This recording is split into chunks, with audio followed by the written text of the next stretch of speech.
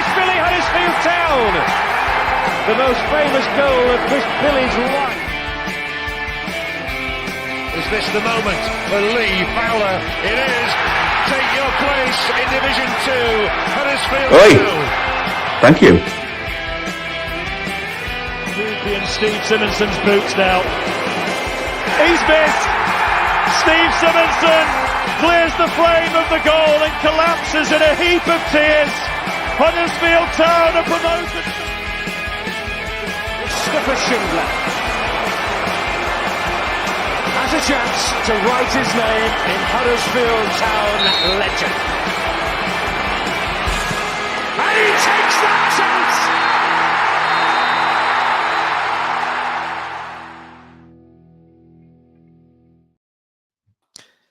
Good evening and welcome to a very special live episode of the Andy Takes That Chance podcast.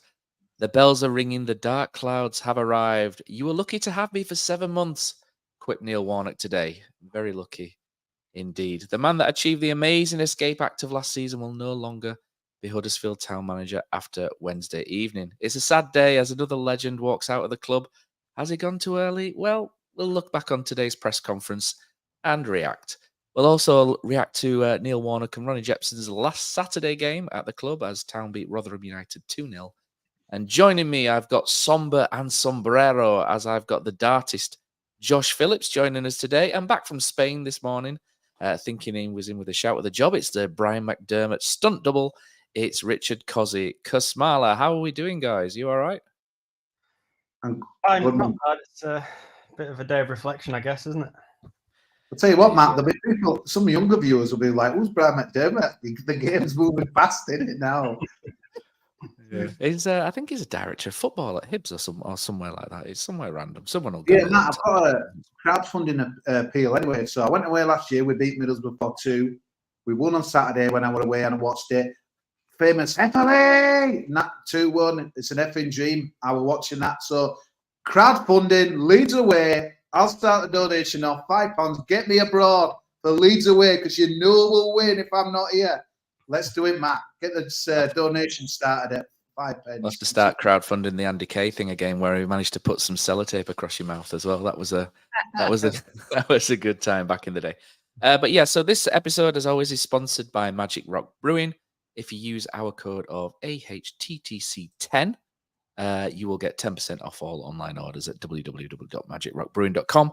Head there on Wednesday as well. They're open before the game. It's a good place to start your pilgrimage to the ground. Okay, I think first things first. Thank you to everybody that's joined us online. I thought it'd be a good idea to do a live one today, basically because of the news today. But what we'll do first is we'll... Matt already, just to put in there. Jeez, I know, you're always just to put in. It's like a permanent thing. It's not like you, Kosi. No. Yeah, so I think what we'll do is we'll just quickly talk about the game on Saturday. There was a game, unbelievably. Huddersfield Town 2, Rotherham 0.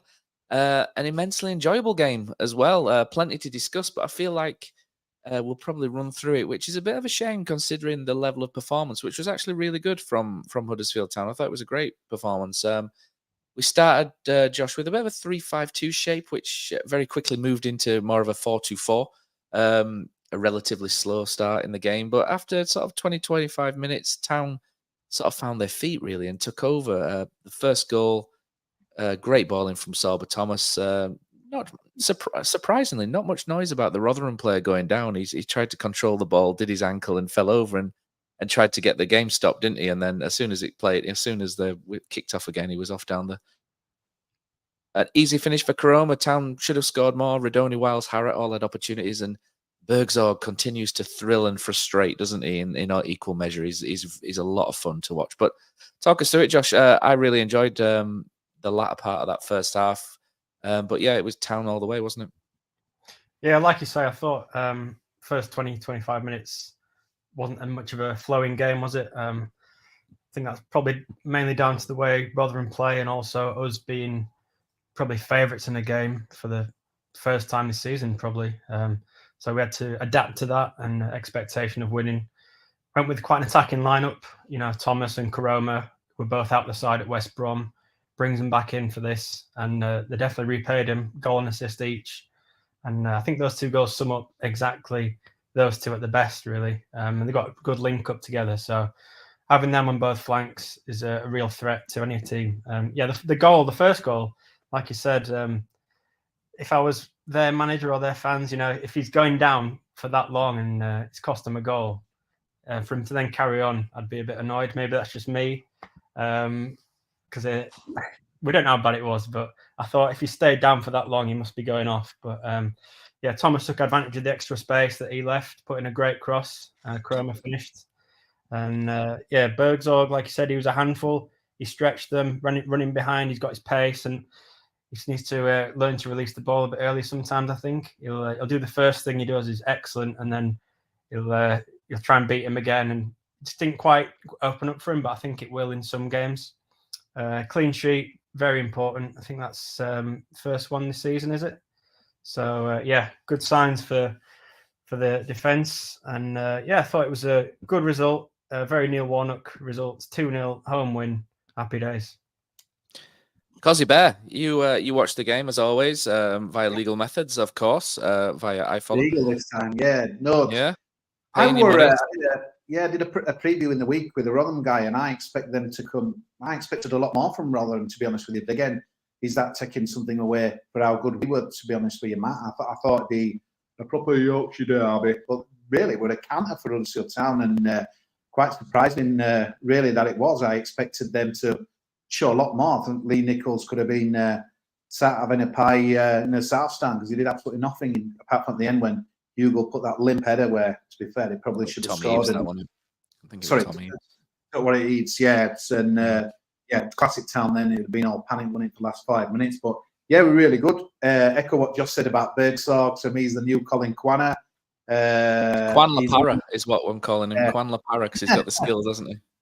He has, and it's unbelievable though. This kind of like I do like his style as well as his interviews.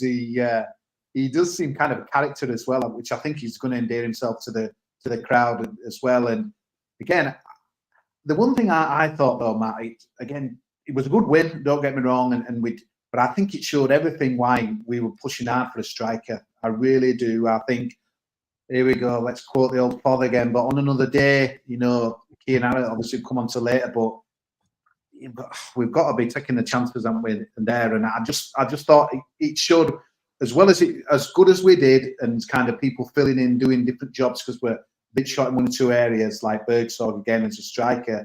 I just felt that, not bring on negative because we've won back-to-back games, which is not like us, but I think it just showed why we were active so much up in the window. But quite surprising, really. I just expected them I thought at half-time, I thought surely they can't be as bad second half, but we were just so much in command as well.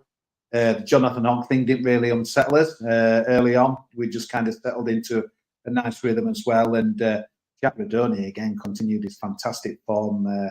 I know you picked out Thomas, one of the best players. I thought he was really good. Obviously, I've sung his praises all season, but I thought Radoni were fantastic again. And I wish they'd stop it off now, because I'm getting a bit worried come January. But obviously, as we're pushing for the Premier League, as Mr. Edwards said today, we want to keep him. But it's just brilliant to see, Matt, innit? Because this is a guy who we were so frustrated with for half of last season, probably 3/4 of last season, until Warnock, came in. But I just love what he's about, mate, and the energy that he brings. And he always seems to be in the celebrations. And I know you could look at too much in social media, but I obviously do. But when Radoni does something like it's a goal or something goes up to the town, he puts about 20 posts on his story because he loves what he does, mate. And if you love how you work and where you work, as anyone watching this podcast knows, it's a pleasure to be, day in, day out. And I just feel Radoni's kind of taking that into his game every week. So he was brilliant again for me, mate. I love you rolling your finger over that microphone, Kosi. It's giving us some right feedback in my ear, is that one.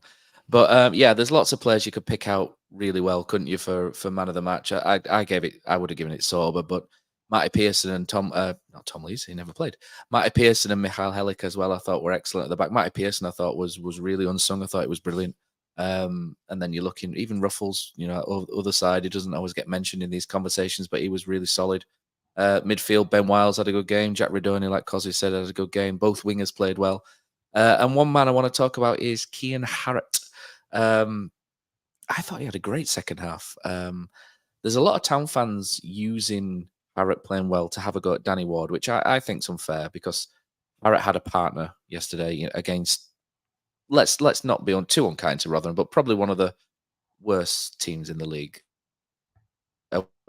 But having said that, Ward has ploughed a lone furrow for a lot of this season. But that aside, I was really pleased with Kean, how he backed into defenders, which was really impressive. For a young lad, he's so aggressive, isn't he? He's such a pest. And I would hate to play against him as a defender because he's elbowing you, he's backing in, he's kicking you, his knees are going into you. He's such a horrible striker to play against. But as a fan of Huddersfield, he's such a great striker to watch because he's giving everything there, isn't he? Which is really good. His link-up play was really good second half as well. I thought Berg's really helped him by making some, with his movement. But finding Thomas and Karoma, he was excellent. He dropped off. I felt as the game wore on, he felt like he backed in better to his defender, which allowed him a little bit more space to bring the ball down. But I also loved his interview on Radio Leeds afterwards. Just a young, excited lad who's not been media trained or media exhausted, giving a really excited, happy interview. And I loved it. I thought it was great. People can say he sounds Yorkshire and what have you, and which is, I don't care. I thought it was just a lot of fun, and I had a lot of fun watching Kean Harrett, and big credit to him from me.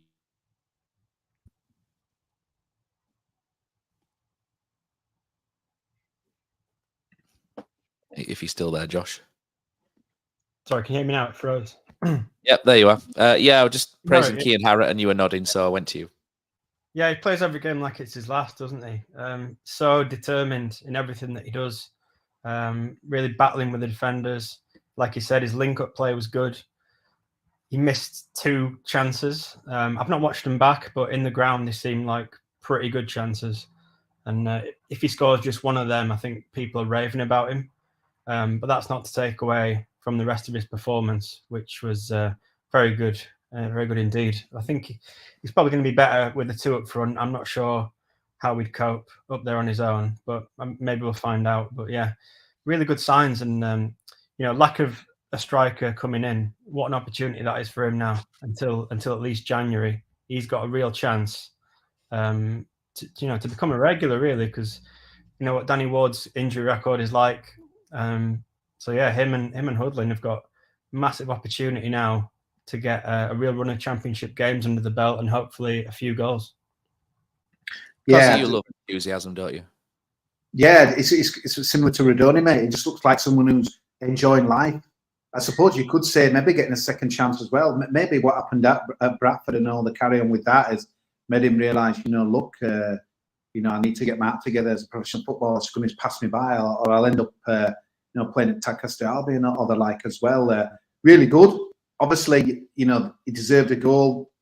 A couple of chances were missed, but young guy, and he gives it so much more for the team as well. Totally agree with Josh. I think playing on his own will be a tough one, especially in the Championship division. But I just thought, on Saturday, just exactly what you said, Matt. Just didn't. He's not what you want if you're a defender, really. And he's not the biggest guy, to be fair, as well. But what I love, he's got a big heart as well. And it does kind of worry me a little bit. I can't hear some people saying he reminds me of Boothie, and I'm thinking, geez, is this always going to be a young striker? But to me, there's so many differences as well. And obviously, the one of the great things in social media again last week was at West Brom, where it looked like, let's just say, someone, Mr. Harrett's entourage, was enjoying the goal celebration a bit too much. Yeah. You know what? It all contributes to the spirit, and I know this is going to sound laughable compared to before, but whenever we're getting stuff like this, a little bit of fun like that, mate, galvanizes the club and the fan base. Where we've said it before, this kind of team doesn't represent me. I can't see any things that I like in this team. I love to see stuff like that, mate. Little social media posts, family getting behind him, a guy living his dream, really, that we'd all want to be. Huddersfield lad playing for his homegrown team as well. And again, obviously, we'll talk later on when you're Warnock, but there's going to be winners and losers out of the situation, what's happened today as well. And it's clear to me, Warnock's obviously saw Kean Harrett and thought, this is a man I, can get a tune out of. And obviously Warnock leaves on Wednesday, but he leaves Kean Harrett in a lot better place to be a Town, player for many years to come, hopefully. Yeah, I'm asking for comments from people that are watching online just for what they think about Rotherham, and I'll read that out after. I think the next talking point really is Sorba Thomas. For me, that's his best performance since the playoff season, 21-22. I think that's probably fair to say that. I don't remember anything that he's done since which has eclipsed that. I thought it was man of the match. I thought it was outstanding. Credit to everyone that played. I don't think there was a poor performance all day, was there really? But for me was really good. His work rate was excellent. It was really infectious. He worked really hard. He took players on. Okay, he's not someone who's got a big bag of tricks. It tends to be just a push around the corner, doesn't it, and try and whip the ball in sort of thing. But he put some dangerous balls in, and it was just good to see him back on form. We've sort of long stuck up for him in this podcast, but I just felt the post-match interview was maybe a tad negative. When asked about playing back in front of the fans, I just felt like it needed it's good to hear them sing my name again. Long may it continue, sort of answer. But we got something about outside noise, etc., and it just felt maybe a little bit misplaced. I get that he'll still be a bit sore because of some of the things that have been said about him, and some of the stuff I saw was pretty disgusting, to be honest. But just felt like maybe he could have maybe helped himself a little bit more just by giving a stock answer in that sort of situation. And I think people might have softened towards him with it as well. And it just kind of, an answer like that just gives those that don't like him a reason to maybe to harden against him, if you like. But I thought it was that version of Sorba Thomas turn up and run the wing for Huddersfield Town. What do you guys think, Kosi Bear? Yeah, it seems a bit of a complex character, doesn't he? Again, Warnock were, having a go at him today, wasn't he? Well, not having a go, but bantering him off. I don't know if you saw that bit of the interview where he probably on Twitter, Sorba Thomas and stuff as well. But I think it's just how he. I think what I've liked about is that, because I really didn't know what we were going to get, Matt, when he came. This season started again. I really thought once he went to Blackburn, that'd be him done as Huddersfield Town. I didn't think there were much of a way back. The fans had gone against him, obviously the Wales thing as well, but yeah, no, he's coming, and his performances are speaking volumes, really, and that as well. He did, he just looks like he's having a lot of fun, to be honest, which is what he did when he obviously burst onto the scene in the playoff season as well. But no, it's good. I didn't see the interview, Matt, so I can't kind of comment on that. But yeah, I just like the old proverbial new signing for me. Really, really good, and it's we've got some options kind of out wide as well, and Berg's Thomas. I think before we go to Josh for the Sorba Thomas thing, I'm pretty unimpressed that we're getting messages here from Brady, Frost, and Tom Bradshaw, two guys who I asked if they fancy coming on the podcast this morning, and say, could you come on tonight and do us a favour? And both of them said no. Yet here they are in the comments throwing shade my way. An absolute disgrace, the pair of them. But now I've said that. Josh, you saw the interview, didn't you, with Sorba? And it's not a major issue, is it? It's just one of those where you think he could have maybe said something. Yeah, I still think he helps himself. Leaving the ground, as I said to you, Matt, I was really delighted for him. He's got a goal and assist, and everyone was buzzing for him. And then the interview wasn't bad. Yeah, it was just a bit sort of, that was your opportunity to say, yeah, I'm enjoying playing in front of the fans again. Fresh start. What's gone is gone. Even if you don't mean it, just use a bit of common sense. And it's not a big thing. And it wasn't a bad answer that he gave. It's just a bit sort of, maybe still got a bit of chip on his shoulder about what happened before. My opinion is I think deep down he probably does want to move on somewhere else. But to do that, he has to play well for us. So it's a win-win situation for us. If he plays well, we move him on for a decent amount. But yeah, so hopefully he keeps producing what he did at the weekend, and whatever happens in the future happens.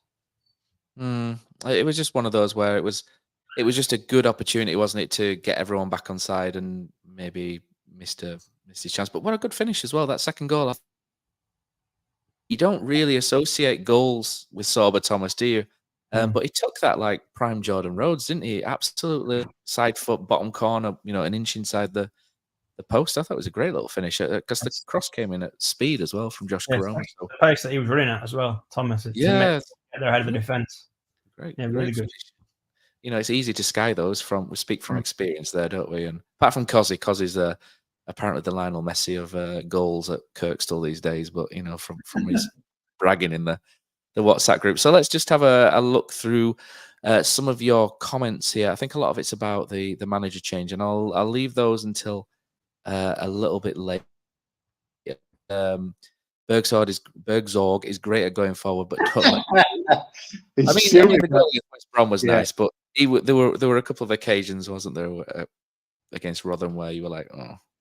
But yeah, it's so exciting. I'm really pleased to have Bergzorg. I'm really pleased how it's worked out like this as well, because we didn't know what we were going to get. It could have been anything that turned up. Yeah. We've got a really exciting player who can stretch defences, and that's good. Yeah, I agree, Matt. I think he's a classic Town man. He's roughly smooth, and maybe in time we have a decent January get in the wheel. He could, be a guy to bring off the bench and change it. He's a guy who'll win you a game or change. Well, it's already, we already saw that at West Brom. Obvious thing to say, but totally agree from what you said. You just don't know his CV was interesting. Yeah, you're either carrying him off or chasing him off with pitchforks. There's no in between, is there, with Delano Bergzorg? He's on Saturday with that miss. It was like he wanted a horrendous shot. But what led up to them was brilliant, though. That was a thing. It was such great skill, but a lot of fun to watch, and I really enjoyed it. Let's have a look. So Dan Hearn says, should have won by a bigger margin. We can't be that wasteful moving forward. I think we'd all echo that, Dan, to be honest. He also says Wiles was very impressive, and he was. I think Ben Wiles might have had an injury in the week leading up to it, so for him to do as much as he did was excellent as well. He's missed Adam Matt, though, wasn't it? I think he might. I had a slight disagreement with somebody who is a Ben Wiles fanatic, let's say, and he thought it just span away from him, whereas I thought he probably should have hit the target. But he's had a good game, and I'm sure he'll give us a lot more as well. On Smoke said Radoni was class again, always gives 100%. And yeah, you know what, Kosi, you echoed that earlier, didn't you? Radoni's blossoming, isn't he, in that midfield role? And again, he's another just, I think Hoggy mentioned in the match press conference, Jack Radoni's running 13 Ks every week, and that's decent, isn't it, in terms of numbers? We don't get to see those numbers a lot because they're on the it looks like a sports bra that they wear underneath the shirt, doesn't it? But I can't remember what they're called, the technical term for them. But he's doing a lot of running and a lot of energy, and I think a lot of people are impressed with Jack Radoni at the minute, and he's on. Doing a lot of smart running, Matt. But again, as we come up with the new coach later on discussion, Warnock's created that culture. Have a go, get forward, attack, support. I won't have a go at you if if it costs us, which it has in some of these counters and stuff like that as well. So I think it's vitally important the new guy has that kind of ethos as well, that kind of no fear, really, and that's because I think that's what the difference. I think everyone was in the fear culture earlier on, wasn't he, with the other coaches we've had, Schofield, and don't mention his name again, my mate Fotheringham, but it's like, I get the impression there, Jeff, what were you doing there, you could cost us? Yeah. But Warnock's, all credit to Warnock, mate. He has brought the best out of this guy. Brilliant, yeah, absolutely. I think full credit to and Ronnie as Neil well. Warnock as well. I think me and Josh, we had this conversation on WhatsApp, didn't we? There's a lot of players have improved under Neil Warnock. Josh Ruffles immensely has improved. Romani Edmonds-Green's improved. Jack Radoni's improved. Cian Harrett's coming through. There's a lot, isn't there? Sorba Thomas is getting back. Josh Karoma. There's a lot of players that have improved just with good man management, and that's Neil Warnock's forte, isn't it? But let's challenge for the incoming. Yeah, we'll come to that shortly. But Andy Mortby, let's have a look. He says Rotherham, Hellick was a rock. Hellick, I detest Jordan Hugill. I absolutely hate him. He's such a dirty shouse. He's just one of those players where if he's on your team, you probably like him, but if he's against you, not so much. But Hellick was outstanding against him, and there's that moment, wasn't there, where Hugill just got so frustrated. He just walked up to Hellick and nipped him, didn't he? I think you saw that, didn't you, Josh? Yeah. And you just think, what a prick, Hugill. It's where Hellick is getting the better of him. Early on, it's quite even, and then as the game went on, Hugill's not the naturally fittest. My mate's QPR fan, and he said that when he played for them, he was he'd have a good 20, 30 minutes, and then he'd be knackered. And I think once we got past that stage, Hellick just bossed him, and he was getting frustrated. Yeah, absolutely. It happens, and they're all wanting to win. But Cal Dawson, I think I might have said this earlier, Keane struggled first half, but really gained confidence and improved as the game went on. Joshua Taylor says, brilliant to see Town playing promising football. Scoreline flattered Rotherham. Personally, could have easily been 4 or 5, which is true. Thomas struggled with delivery early on in the game, but came good in the end. That's one thing that we've not really covered. I think a lot of people look at Neil Warnock as a bit of a, not at Huddersfield, but outside. If you've not had Neil Warnock as a manager of your team, I think a lot of people just go, "Oh, dinosaur, plays long ball, clogger, hoofball." It's not the case, is it? It's not really the case at all. That we use the ball intelligently, I'd say. Sometimes it goes forward early and quickly, but it's never just aimless punting, is it? It's I've really enjoyed watching Huddersfield Town this season, probably the most since. Would you say the most since David Wagner? Maybe. I think that's probably true because I really did like us in Cowley's.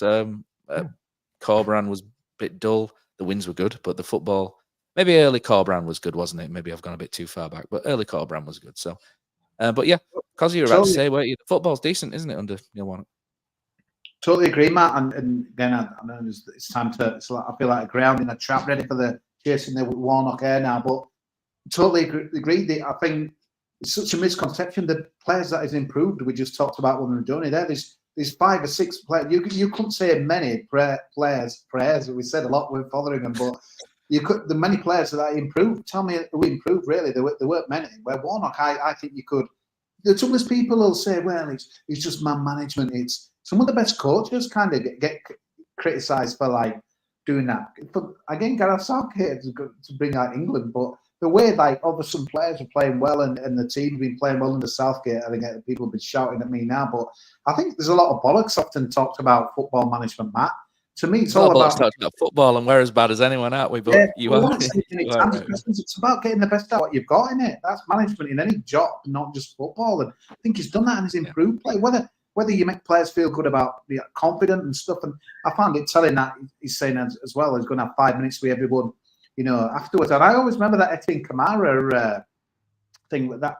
Again, it was a club video, wasn't it, where they were like going around the training ground and he was chatting to him, wasn't he? And like this guy were not even involved and even left the club, but the guy cares about players, developing players, and his style of football. Honestly, the trouble is people watched that Blackburn game, mate, last season and laughed at us, 18% or whatever and stuff. And it was a bit of a freak game that for me, Matt. But again, the Warnock haters would have buzzed off that because we didn't lose. Yeah, we did. I totally agree. And this season, mate, it's been really watchable. And again, when we come to the discussion later on, I had no problems with Warnock continuing to make because one of my things I remember Dave Atchik saying is we really want to see Warnock football for another season. But you know what? We've been going. I'd have stuck. I would have been quite happy with that and entertained watching it, mate, because I didn't feel we're a negative team. We put players forward at the right time. We're hard to beat, and that's what you need in this division, mate. So massive thumbs up for him. And yeah, if someone if his new club asked him for a reference and rung my number, mate, I'd be telling him. Talk to Brian. Yeah. Brian will give it. Yeah. Let's finish these comments because we need to move on. Tom Ashley says Ben Wiles really seems to link up the play and looks just what we need. Radoni has really come into his own this season as well. Great physicality on Saturday. Helic unplayable, man of the match for me. Everyone knows we're big Michael Helic fans on this. The only worry I do have our defence back, we've seen it this season. Anyone with any pace is an issue. To be fair, they had a couple out wide, didn't they? That, but I just think it's kind of a slow set piece team like they have. I think it plays into our hands, but I'm still a bit concerned. Pearson were excellent again, but I'm concerned when you've got some quick forwards and stuff. Hopefully, Stokes not got any of them on them. Deeper, won't we? I think Helic is the best of what he does. No one better than him in Championship for me. For a proper centre back. Big praise. Tom Bradshaw says Town bossed it Saturday, a perfect Warnock performance. Thanks, Tom. Should be on the pod.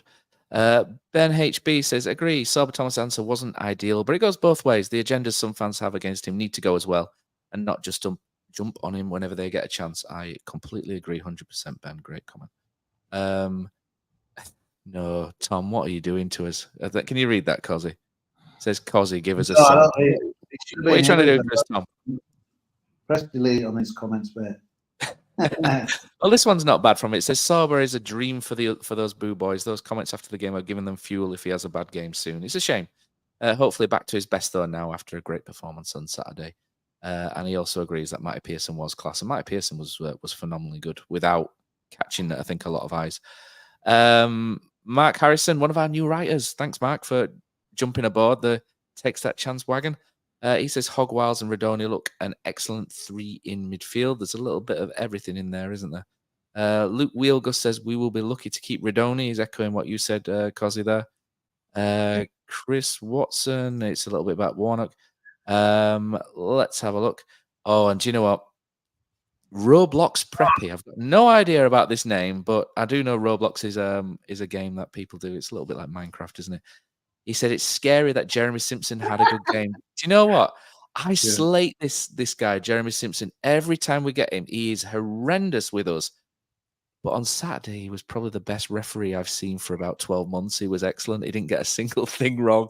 And, sometimes you just have to say, do you know what? Fair play. And he was excellent. The only thing he got wrong was where the ball hit the crossbar and went out, and he gave a corner because he thought Lee Nichols touched it. But his assistant referee said, actually, no, it's hit the bar.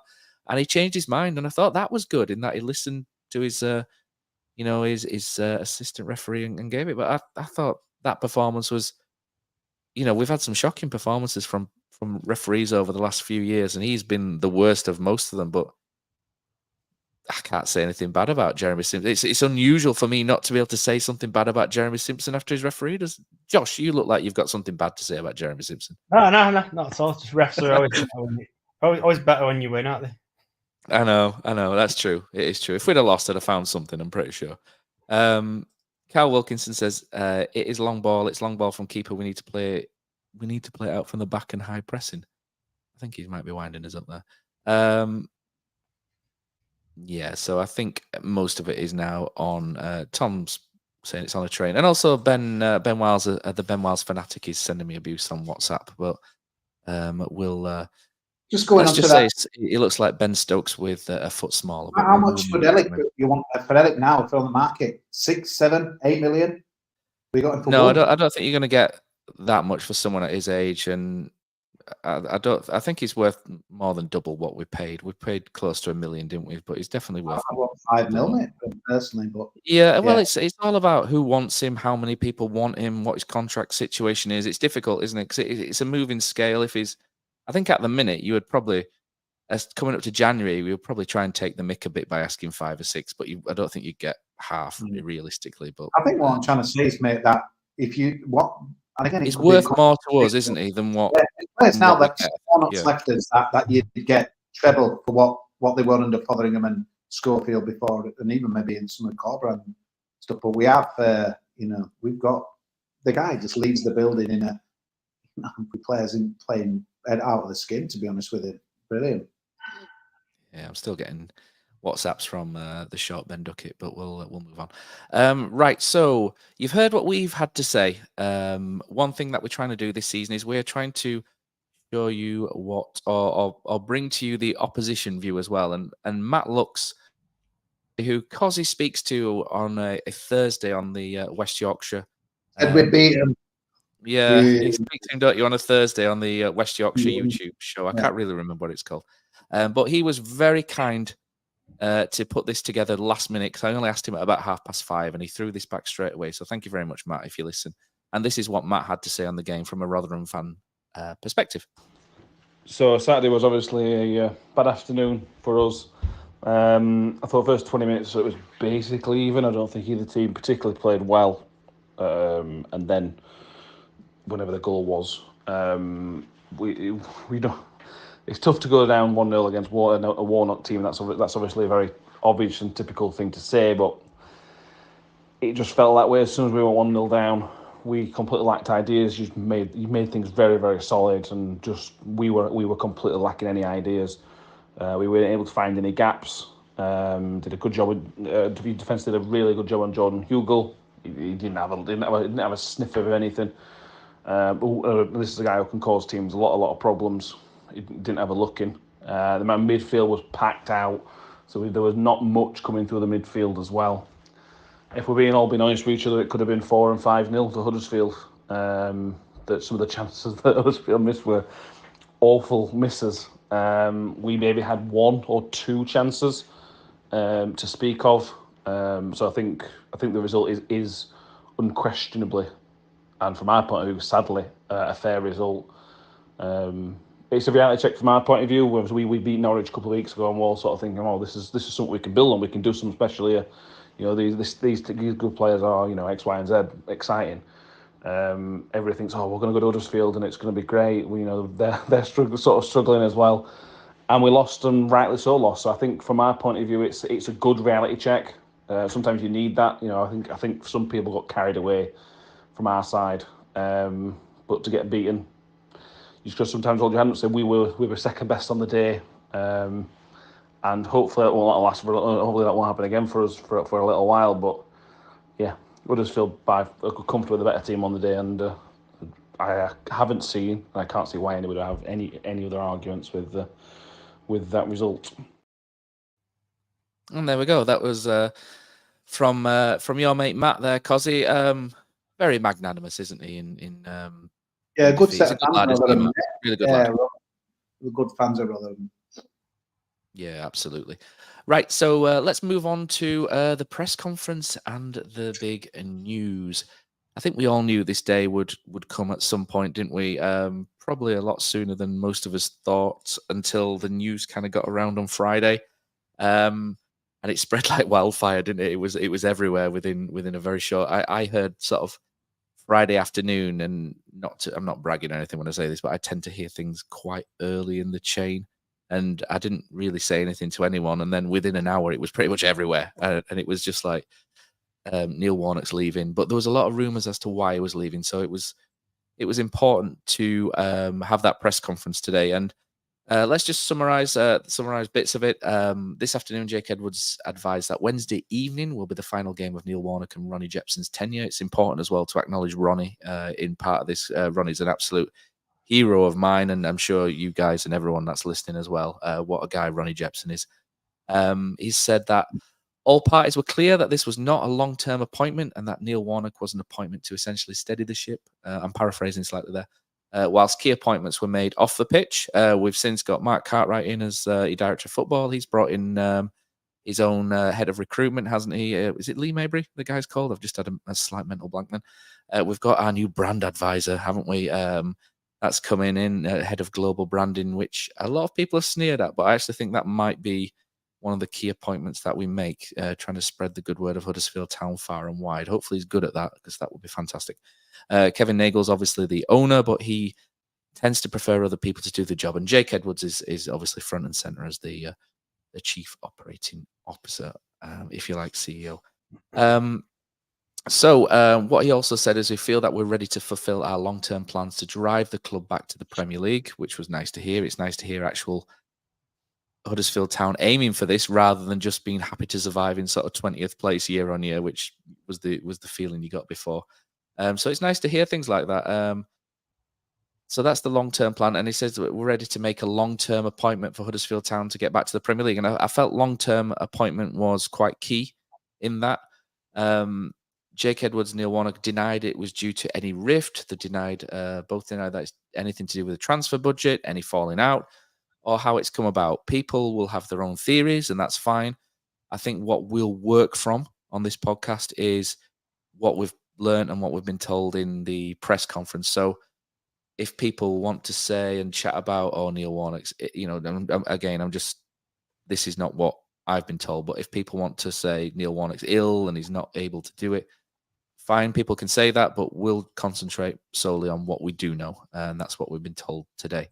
There's a couple of questions, really. I think the first thing that came to mind for me was, is this the right time? I think there's a reason why you could say yes, and I think there's a reason why you could say no. And I think the reason why you would say yes is that it, they've made these key appointments. It gives people the time, or it gives the new manager a lot of time to analyze the squad before January.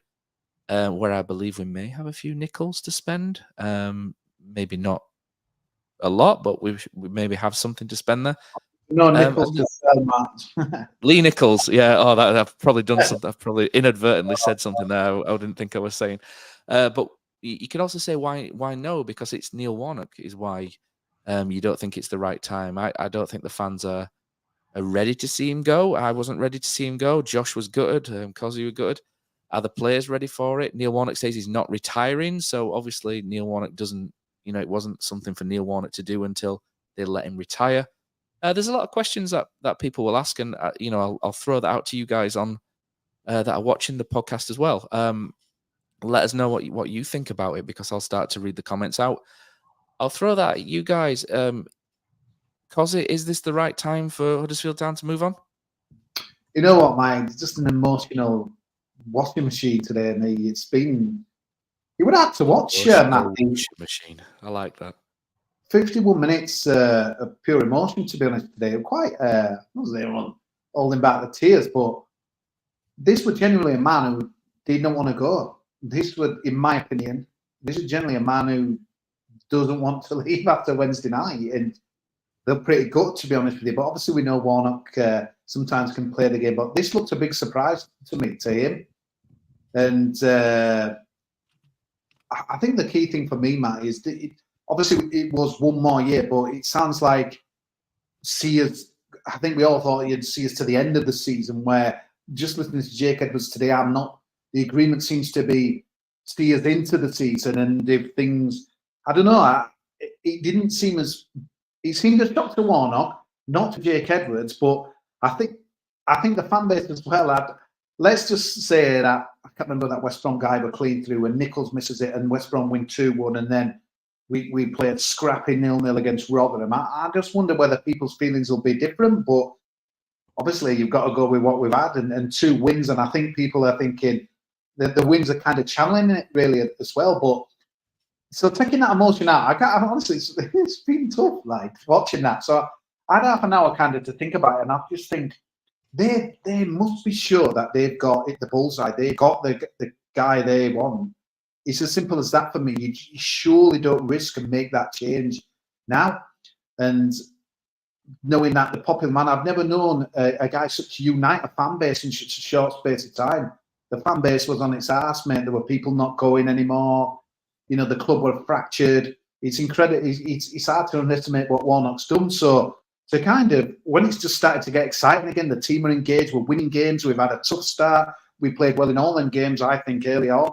Bar the maybe Norwich game, you could argue. All of a sudden, just to pull the rug out now and to say, see you later, Neil and Ronnie, it's kind of I was, obviously when you knew a bit before me, Matt, but I was like, wow, this is quite surprising really as well. And I just took out of that today, there's a guy that didn't want to go. Jake Edwards feels we've got the man to take us forward. So just kind of pulling away from that now without the emotion of it all. I'm quite excited, to be honest with you. And I just think the club have been really brave here. There's a lot, obviously, everyone's in WhatsApp groups and stuff, and I've seen so much difference of opinion as well. But I applaud Town for being brave. The easiest thing to do would have been keep Warnock there for a long time, so maybe till May. But as I posed to some of these WhatsApp groups, when is the right time? Some people are saying Christmas. Why is it Christmas? Why? Just because the window's open again. So I can kind of see if it ain't broken, don't fix it. Get the points on the board for Christmas, don't you? I suppose that would be that's it. And obviously people are right to say, well, hang on a minute, we won 2 games, but we're far from safe. But I just feel back and think this is quite good. That Huddersfield Town have got people in who's got the balls to, we got our man. And I'm with you, Matt, Jake Edwards, whether it's pie in the sky, but him talking about Premier League, where they belong, get us back to the Premier League. He said that a couple of times. I was like, wow, this excites me. But they've got part of the emotion of Warnock, and I think Wednesday night, like many people, I'll be struggling with it all, to be honest with you, just praying that we can get that result for him. But I'm the one that wanted to go in the summer, to be honest, Matt, because I just wanted the Hildred, the health issues and what have you, and that as well, because he looked drained as you would be. But I was going to the sun, Neil. Take your glory. The statue will be built, mate. You've done all you need to do here. So I was really shocked that he carried on. And then I thought, I think even if he'd lost first 12 games, I don't think his legacy had disappeared. But in a way, I've got what I want now, Matt, because he's going to go out with Hildred. We've won the 2 games. He leaves the club in a so much better place. Part of me thinks, could that happen? But I can kind of see why the club did what they did. But I thought it'd go on longer than this. So I'm excited, mate. My feelings are sadness, but excitement. I'll bring you in, Josh. I had a question I was going to ask you about a minute. It's just absolutely gone out of my head. This is what happens when you hit 40. You just forget everything that you had, 1 minute before. So we'll read out some comments. So there's a lot of comments coming in about this, which is really good. So keep those coming. We'll read those out in a minute. And Luke Wheelgus says, "Is it brave or stupid though, Kosi?" That was one thing, and that is a good question. Brave. What I was going to ask Josh, this is the great thing. This is the great thing about not hitting that, old age yet. Is you can all of a sudden recover and remember. What I was going to ask is when they talk about the Premier League and getting back to the Premier League in 3 years, you've then got to back this up, haven't you? You can't now go out and appoint. I don't really want to be unkind to anybody. Let's have a look at the list I've got here. There were a couple of people that were really uninspiring that came up. Dean Holden, for example. He's not going to get the job, so I'll say Dean Holden. So you don't really want to go out and appoint somebody and everyone goes, "Who's that?" Because that doesn't the ambition then doesn't line up, does it really? So it's a huge appointment, is this, isn't it? Especially if you're talking long term, back to the Premier League. I'm going to do a little bit on the next man in a second, but you've got to back this talk up. I know people hold onto a lot of words and throw away words quite dearly, don't they, sometimes? But if you mention your plans and getting back to the Premier League and this 3-year cycle, which Neil Warnock threw in first, really, Jake Edwards didn't, did he? It was more Neil Warnock who threw that bomb into the proceedings. But Jake Edwards didn't deny it. So you've got to, like I say, you've got to back it up, haven't you, Josh? Yeah, those two words, Premier League. I think the club's shied away from talking about that at all, really, since we've come back down. No one's really come out and said we're going to get back to the Premier League until today. And if it doesn't happen, fans aren't going to. If we're doing well in Championship, let's be realistic. Fans are going to be happy. But it's nice to have to know that the people in charge are trying to aim as high as they can. I agree with what Kosi said. Really, it's sadness, and excitement at the same time. So from my point of view, I was born during Warnock's first spell in charge, so it was, and I've been a big fan of him for many years. So for people it was great. It was great to have the chance to have him as our manager again, and I've loved listening to all the press conferences and everything. You don't need to tell you don't need me to tell you what a great character he is, and it's got people interested in Town again, both fans of Town and wider. I go into work and people know what our result was and what we're up to because of Warnock in charge. People are interested, and on national radio and stuff like that. We get mentioned on Talk Sport because of Neil Warnock. So I was gutted that he's leaving because so early in the season. My initial thought was it must be his decision, but obviously from what we've seen today in the press conference, that's not the case. It is strange timing to part ways so early in the season, but all I can think is the club must have someone that they've been speaking to who they've lined up clearly and they're going to announce later this week, and it must be someone that they feel is going to take us on a journey, whether it ends up in the Premier League or not. That's time will tell, but they must think there's someone there, we've got to get them now before they go elsewhere. And that's the only way it would make sense for me, because as we can see, Warnock's got the team playing well. 2 back-to-back wins. Hopefully we can make it 3 on Wednesday. But so there'd be no reason to change it now, other than there's someone that we need to get in right now. So that's a positive way of looking at it. And also getting the manager in now gives them time to assess the squad ahead of January, rather than if they came in at Christmas and they don't really know the squad. So at least they've got a bit of time between now and the next window to have a look what they think we need, and hopefully take us forward and build on the incredible job that Neil did. If you look, the job for someone to come into now is so much more appealing than it was when Neil came in, because we were down and out. Let's be honest, we were planning for League One, talk of administration, and he's overseen that. And like I said, he's come in, he's done what he was asked to do and more. And if all goes wrong, we can always get him back in February. Look at that, Kosi. Clippable content from Josh Phillips there. You can tell why he works for PDC, can't you? The big boys there. That was decent. Yeah. When he would have it for us, Warnock is like, we're born in his first spell. God, I makes me feel so. I know. This made me laugh. Sorry, Josh. I was smiling halfway through because we got a response online from Roblox Preppy, which says, "Just realised my daughter has changed my username on YouTube. It's Dean Smith." Yeah, we know you are Dean now, so that's fine. Dean, if you want to be Like next man, Dean, if you like Roblox, just roll with it, mate. It's fine. You know, we all did a will good have our job little vices, don't we? did a So- good job at Villa, Dean, but not at Norwich, mate. Oh, is it a Yeah, I different wonder if Dean? he's Oh, sorry. yeah. Let's see if he's Whatever. in the running for the job. Yeah, maybe he's doing his homework here, Kosi. Maybe it's that Dean Smith. Who knows, eh?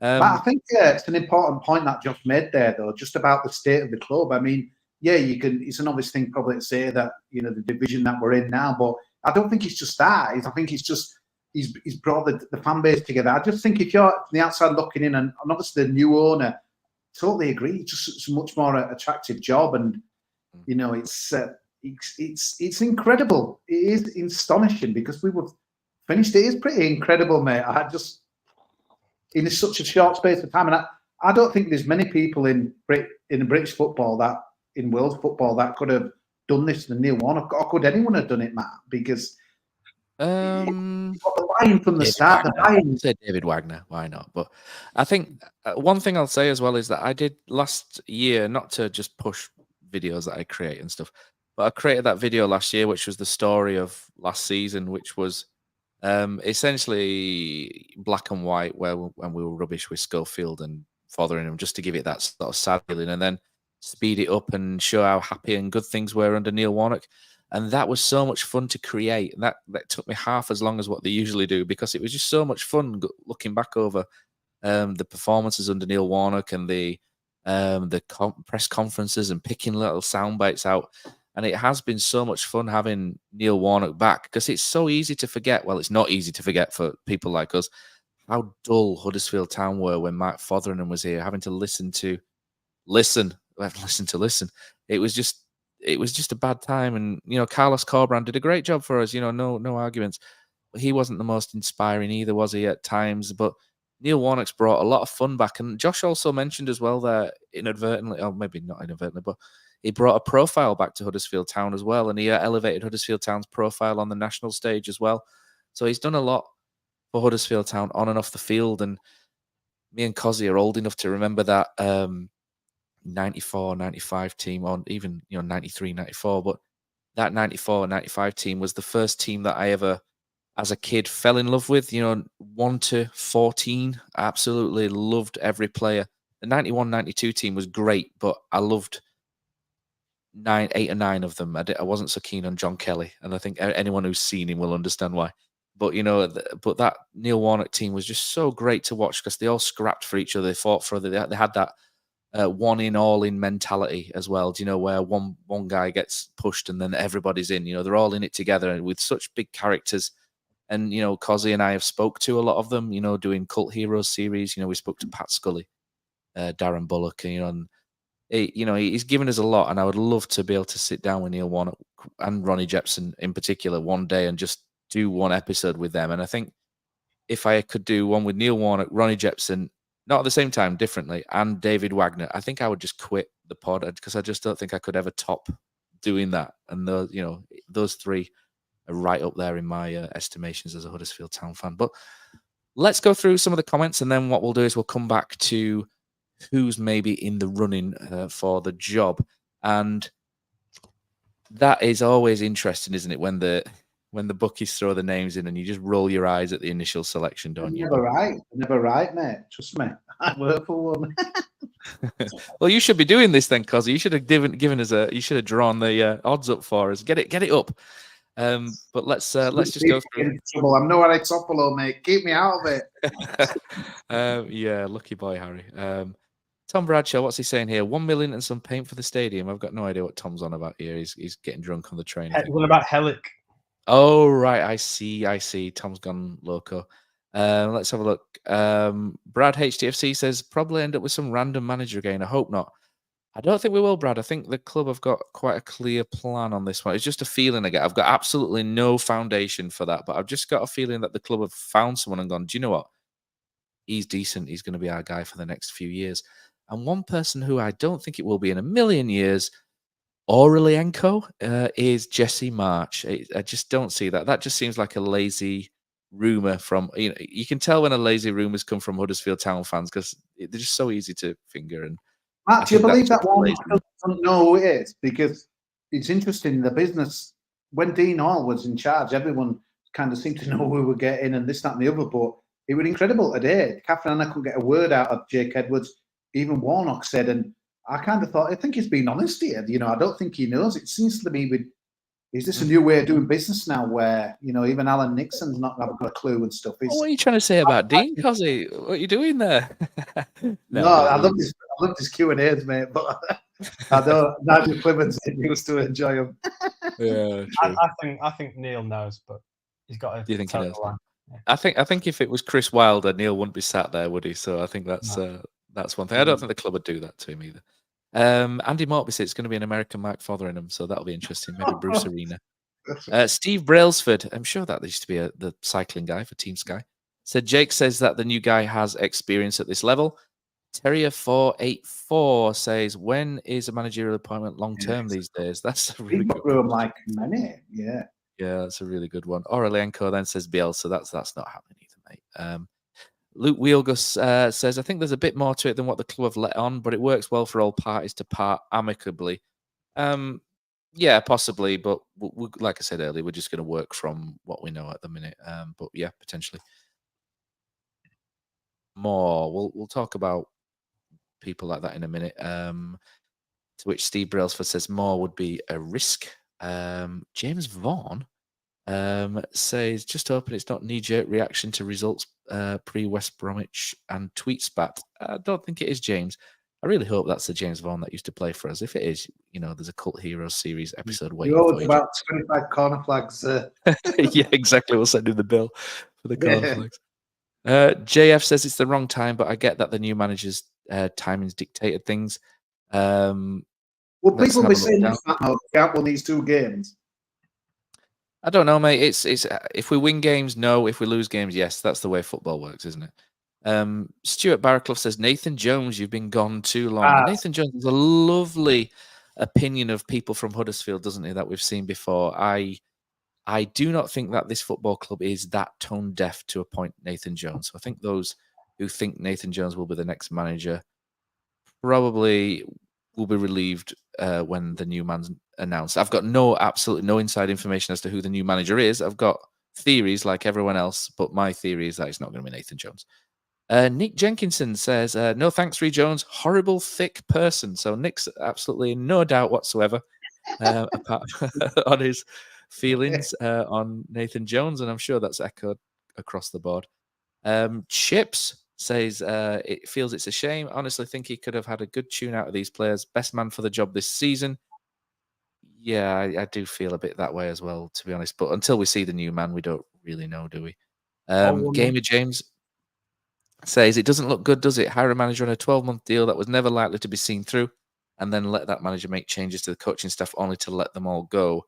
Yeah, there's a good point to that, James, but I do understand that just from the way contracts work, they will have had a compensation figure agreed in that contract, and that compensation figure will not move whether they're sacked after 1 week or 11 months and 51 weeks. So I'm pretty sure that will be the case. Could be wrong, but probably not. Terrier484 says, what was the point in persuading Warnock to stay this season and let him go after 6 games? I tell you, someone will be pissed off, and that'll be Clem, the goalkeeper coach, won't it, who got binned for Neil Warnock's backroom team, and then 6 weeks later, here we are. But that's by the by, I guess. Stephen Batley says, I applied for the job in 1995 when Neil Warnock last left. A lovely rejection letter on my downstairs loo wall. Do you think I should apply again, or do you reckon they've already got someone lined up? You know what, Stephen? I reckon they've got someone lined up, but, throwing your hat in the ring can never be a bad thing, can it? So, Jan Zivert got the job at Huddersfield Town, so who knows how that came up. So you never know, do you? Brad, HTFC, just as we were on the up, I hope they get things right. And we'll just come through to some of the ones at the bottom. Gamer James thinks it's going to be quite a big one. I'm quite excited as long as it's not Nathan Jones. which Aurelienko says, if Nathan Jones gets it, long live King Nathan. And do you know what? If Nathan Jones gets it, then unfortunately we'd have to get behind him, wouldn't we? So I think there's definitely sense in that. Terry for 3-year plan to get to the Premier League. He's not doesn't quite believe that, which is fine. Steve Brailsford says there'll be unrest in the dressing room if it is the disruptive Jones.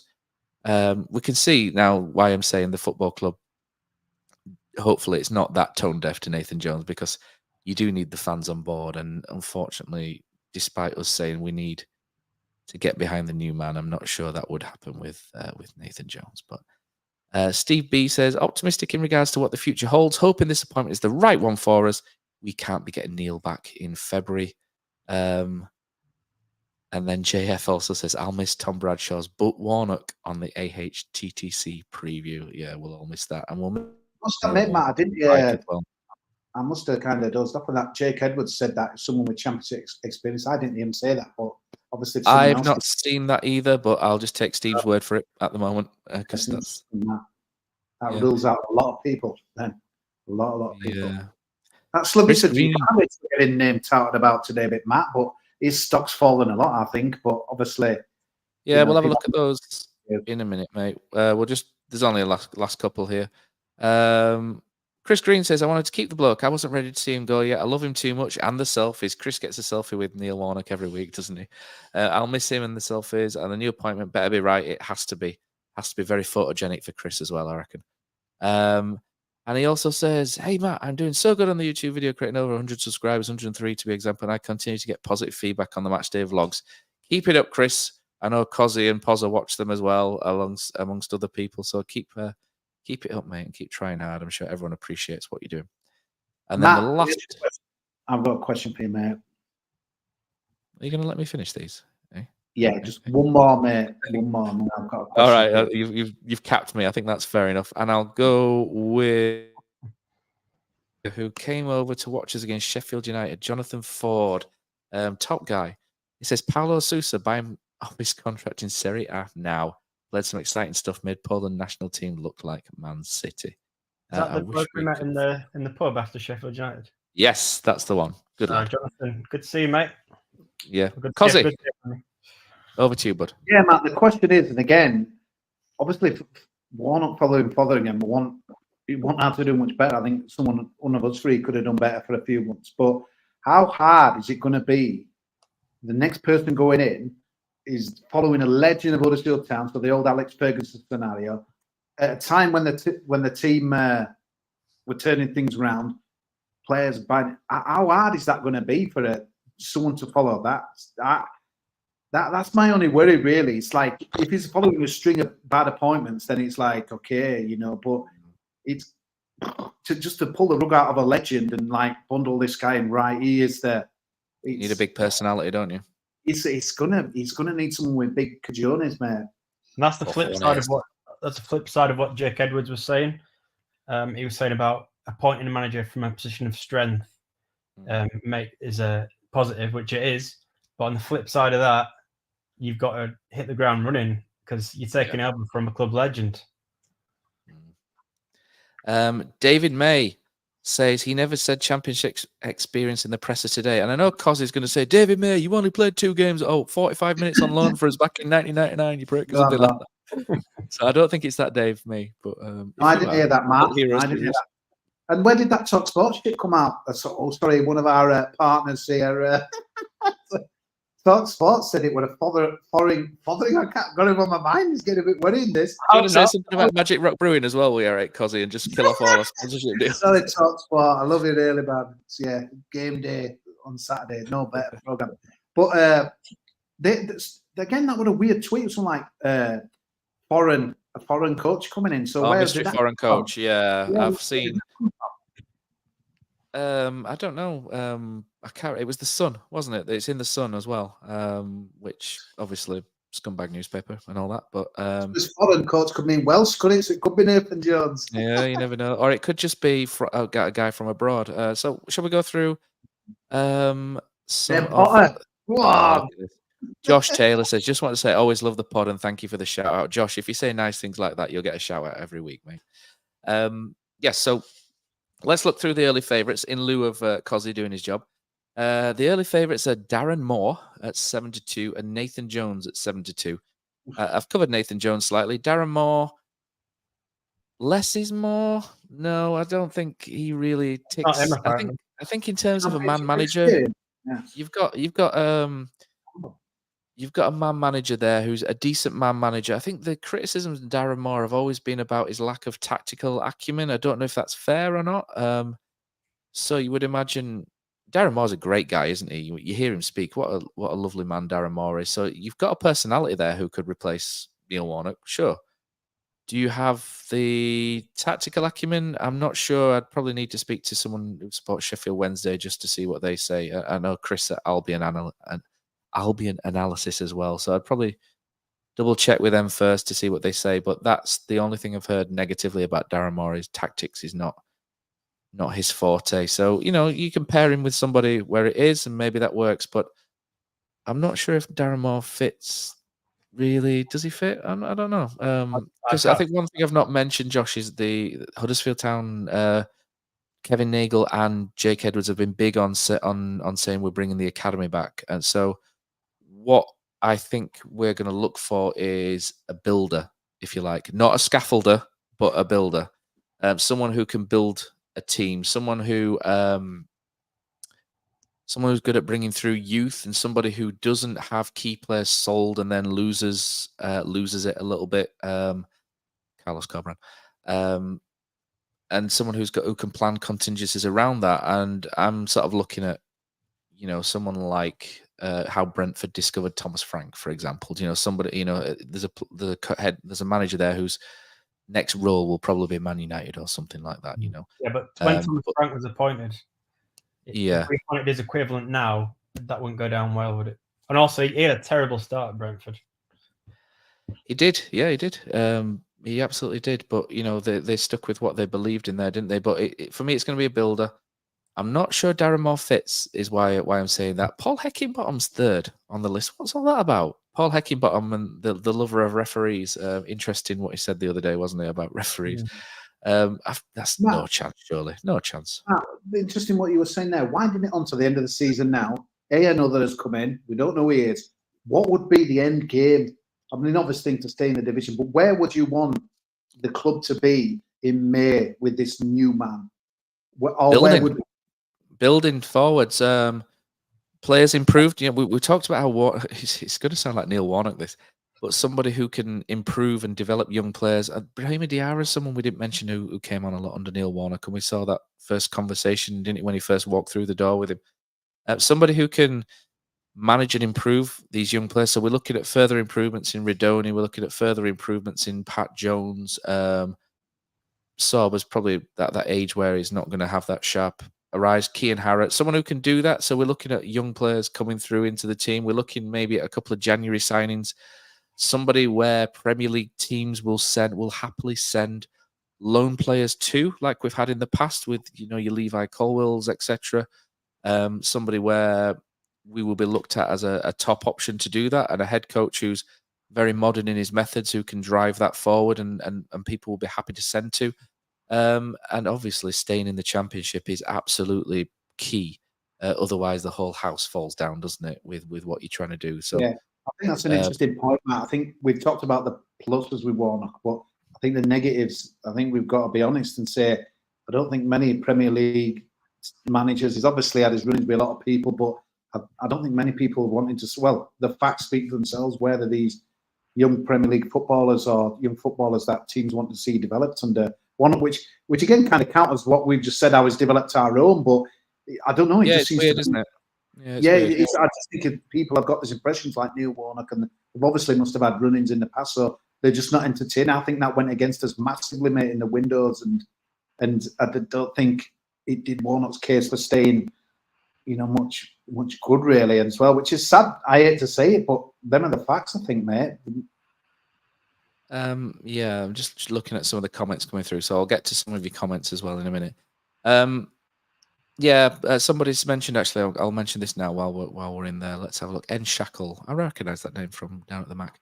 It says rumours the Sheffield United plan to replace Heckingbottom with Wilder imminently. I like Heckingbottom, but I don't see that happening. Yeah, if Heckingbottom gets sacked from Sheffield United and he takes the Huddersfield job, then he will sacrifice a rather large payout from Sheffield United, I imagine, for less money to coach Huddersfield Town. So, yeah, I don't see that either. Liam Richardson is 4th on the list. He feels very Lee Bromby because he's from Leeds, very local.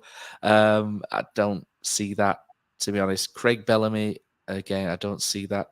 One name that came to me at the end of last week who's on the list is Slavisa Jukanovic. I don't know if there's any truth in it. He feels a little bit boom and bust in some ways. You know, he kind of comes in, he's a very slow start, and then his teams catch fire, and then he seems to get sacked.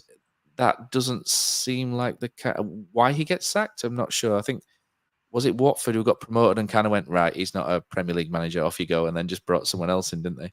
They do that with everyone, though, don't they? Yeah, they do that with everyone. And Fulham, I don't think he was very good in the Premier League with Fulham, but I don't think that's going to be a problem for us, is it, in the immediate future? No. Interesting name. I don't think we've quite got the players for Slavisa Jukanovic at the minute, to be blunt. You know, but it'd be an interesting one. I think that's one of the names that came up, and I was like, oh yeah, okay, I can kind of see He's the why first that one. name's interesting, but I Yeah. I don't really see him coming here either. He's the first one you've said that is some sort of possibility. The others you've said, I just don't see at all. No. But even like you said, I don't think it's the right fit, and I'd be surprised. Very different character to Warnock as well. So yeah, Wayne Rooney is next on the list. I mean, when you talk about global brands, they're talking about global brands and building Huddersfield up as a brand. A Wayne Rooney as manager would help with that, no doubt. He did a good job at Derby, I thought, Wayne Rooney. Would he sacrifice, to be honest, without being cruel to Huddersfield Town, it feels like Derby, Washington, DC, Huddersfield is a backwards step in terms of profile for him. I don't know. I'm not sure I see that. Dean Holden's the next one. I think Dean Holden's just got a very good agent who seems to get him mentioned with a lot of things.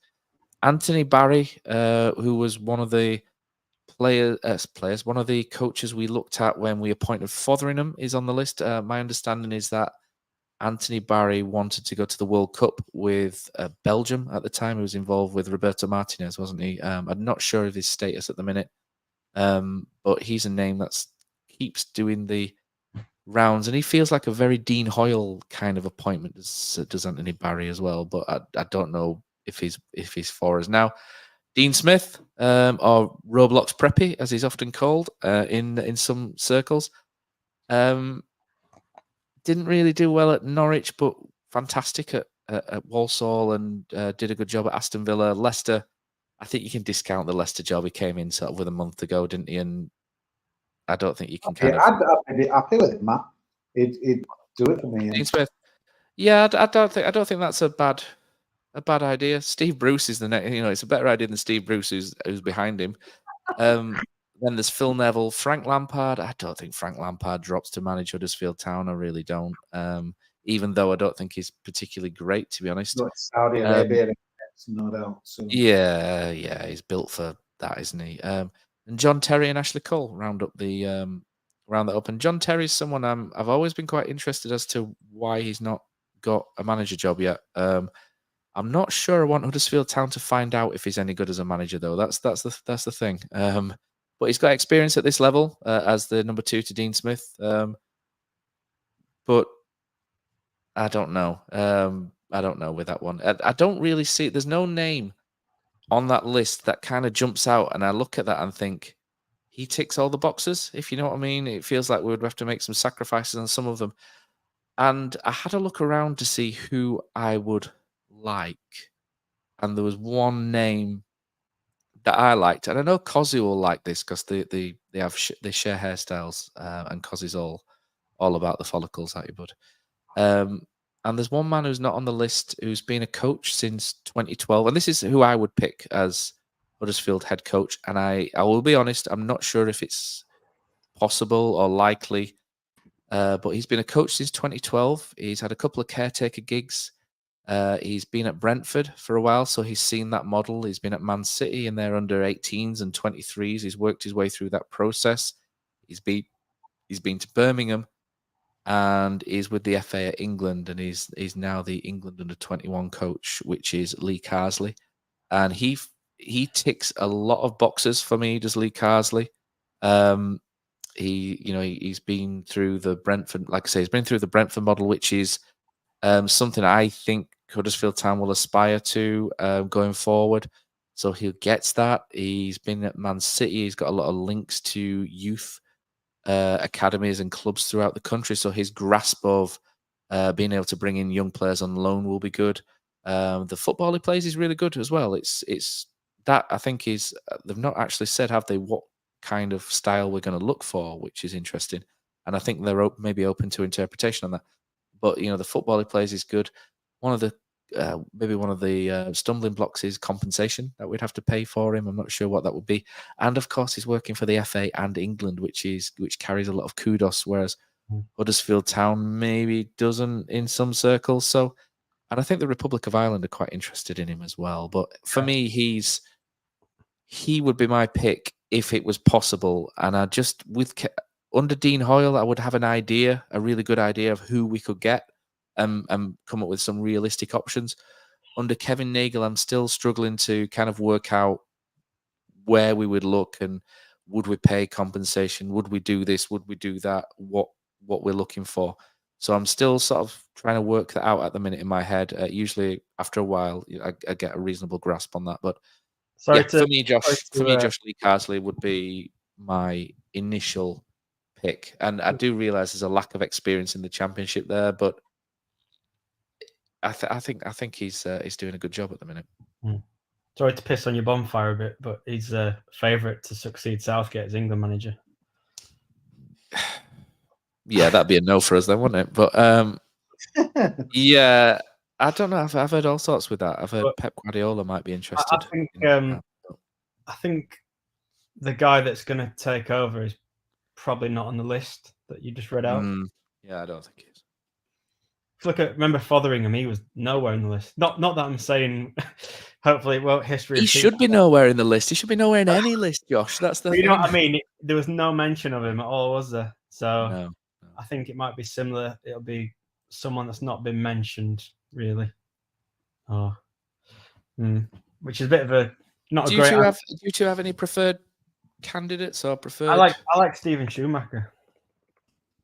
Yeah, would he come? I don't think he'd come. I don't think he would. The worry I've got a little bit, Matt, is just obviously people. It feels like to me with a lot of fans, if it's not a name they've not heard of, people are going to think it's following them again.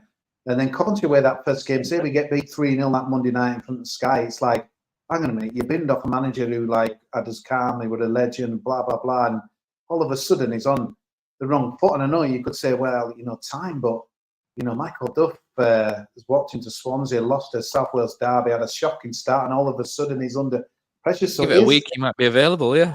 So, I just think it's really weird, isn't it? Because we've got such a new ownership team that we've got to have, I don't know, if it was kind of, I don't know, Dean Hall or what have you, I think, but Dean, you made some errors with some of them early appointments. I just think, I don't know, it's almost like we have to trust, but I think it's going to be a tough one this. You've seen tonight, mate, some of these comments flashing up as well, following them to some nomad from America, etc. And I agree with you, just I think it's going to be someone who's not a big name. Obviously, we don't really know, but it is like, it's long term. Football just doesn't seem to do it, does it? Obviously, Eckenbot's probably 2 games away. He probably knew it anyway coming in that this shape. He didn't start well, he'd be gone, but we're looking for a project. But I always think in football, out 5 or 6 games without a win and you're in trouble. But it's, an interest in that. James put that sting there, Kevin Nagel. It's, again, that, didn't you see we're going off somewhere though, Matt? That was the start of September, wasn't it, for a federal holiday, I think. That was after that Warnock carry on though, wasn't it? Yeah, I think he's reappeared since then a little bit. Yeah. No, it's... I ain't giving you a name, but I've given you my worry, really. It's just, I'm prepared to kind of back the new regime, but it is... it's so difficult following Sir Alex Ferguson, our equivalent.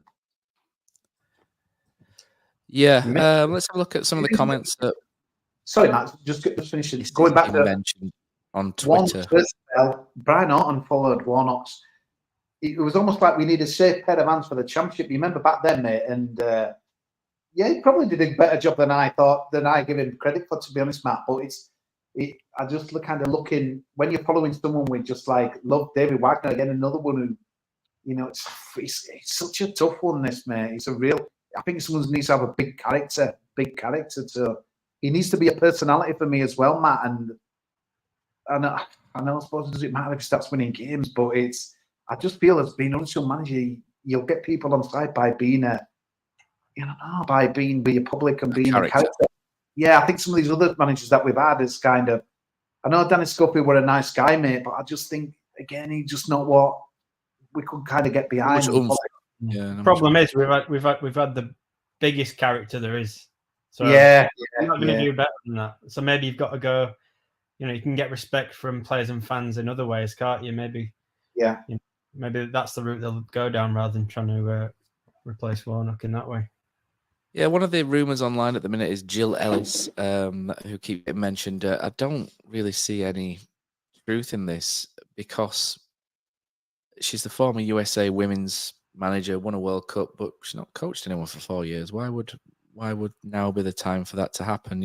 I think if you bring in a woman into the men's game, and it will happen at one point, you maybe look at someone like Serena Weigman or Emma Hayes, someone who's quite big at this moment in time, whereas bringing in someone who's not coached for 4 years would probably have a negative effect maybe on the fan base. They'll be like, I think it'd be a negative if you brought a bloke in who went managed for 4 years. So I don't really see that as a credible rumor, if I'm honest.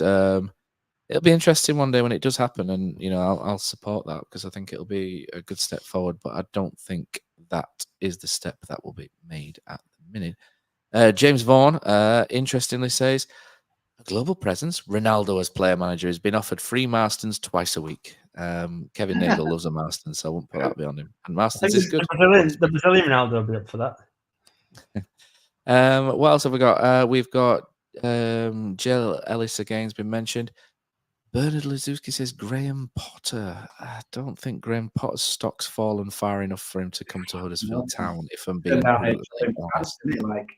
Imagine if we pulled that off. Turn down Leon. Yeah, I think Villarreal wanted him as well, but they interviewed him actually, but I don't think they offered him, which was mad. But that would be a coup, that wouldn't it? But Dean Smith would be a coup, but whether part of me wonders where that's a possibility. We'd probably end up with Roblox Preppy rather than the other Dean Smith. So we'll have to see. As well. Yeah, James. Dean Smith might make sense, to be fair. Yeah, I think he would. Gamer Jane says he can't see it being Jukanovic. Carl Dawson says Scott Parker.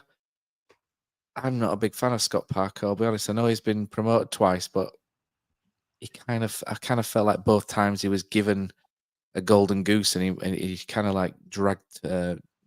He dragged them up through the playoffs, didn't he, Fulham, when he really should have pissed the league, to be honest, with what he had. And his stock will have dropped a bit. I mean, it's interesting. I always think of him as more of a southern-based manager. I don't know why I've got that in my head, but you always feel him as a bit of a London boy, don't you? And the last time we had a London boy, Chris Powell, we were complaining about how cold it was and spent more time calling training off to spend it in London, didn't he? But I think whoever it is, it's going to tell us a lot about where the club see us going, and it's going to be very revealing who it is, because it'll, as I say, it will say, one, is it someone who's worked with money before, or is it someone who's going to work with what we've got and sort of look to tread water? So yeah, it's going to be very interesting, whoever it is. Yeah, there's a lot of people want it to be Graham Potter. Probably more chance of Brian Potter, if I'm honest. JF says, good point. No one heard a whisper about Foz, but Ralph Hasenhüttl was mentioned last week, and I did hear that again. Ralph Hasenhüttl to Huddersfield Town. You need to back that with big ambitions, don't you? If you're going to pull that off. Then to finish, Ogma, the DJ and musician, says, get Leave Clark back in for a second stint. I'm sure he wouldn't say no to that. But I think that's pretty much what we've got All we've got for this time of week. And Shackle says Brian did a decent job, Cozzy, but he was so insipid. Agree, needs a big character. So this one's got a quick one on Brad Hart. So I did that thing with all City guys on that Yorkshire football show. And apparently they've got this email address, and all of a sudden someone emailed in Brad Hart at so and so. When are you going to get me on the pod? And they were like, "What?" It's like, is this a wind up? Someone wind up? It was actually him.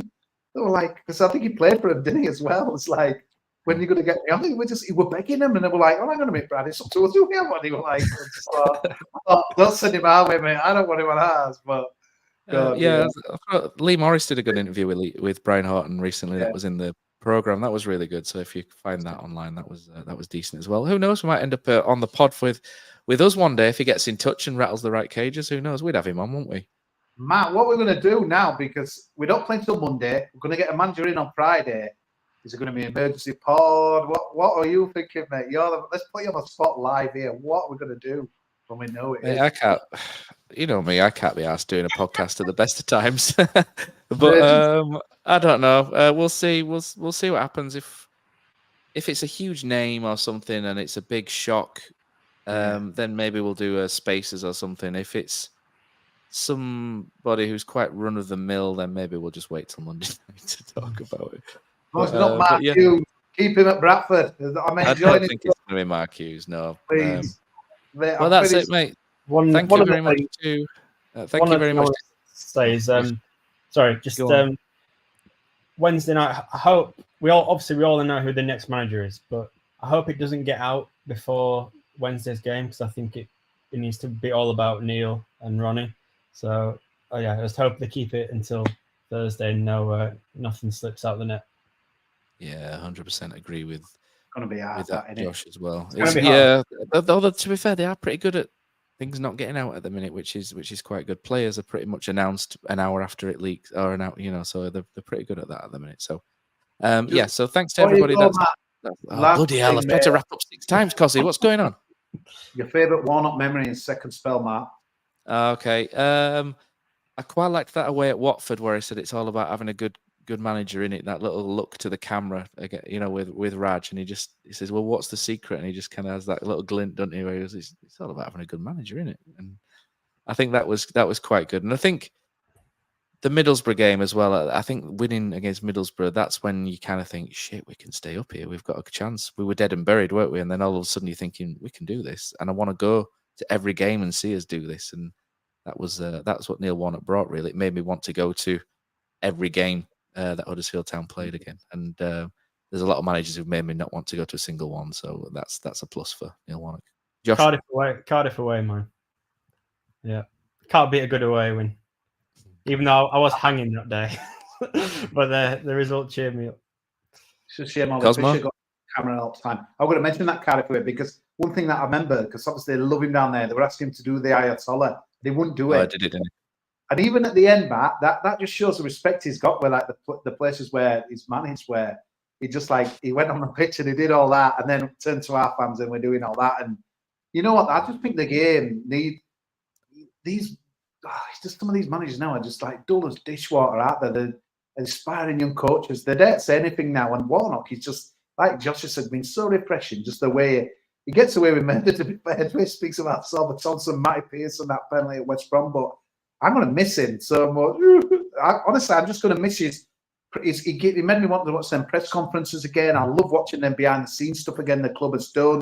He brought me back in love with the club, and he did something that was just incredible, man. We were absolutely doomed, and there didn't seem any sign early on after that first. Obviously, we got back big commentary, and it is just when we look back in our recent history, I think this is one of the most amazing feats that's ever been done, man. It just feels a bit sad that it's kind of ending like it is, but I suppose 3 wins in a row. Hopefully, we win on Wednesday. What a way to go! But he said it's revitalised his appetite for the game again. So we're going to see him back, aren't we? Just not jealous. Man, we love you, Neil. We don't want you to hurt us, man. We love you, man. It's Wednesday. Bring some tissues. It's going to be so emotional. It is. Don't be sad it's over. Just be happy that it's happened. Thanks for listening, everybody. If you could click the like button, that'd be great because it puts us in front of more eyes. Thank you very much. And we'll be back when we feel like it. I think maybe this week, maybe next week. I'm not sure. But thanks for listening. We really appreciate it.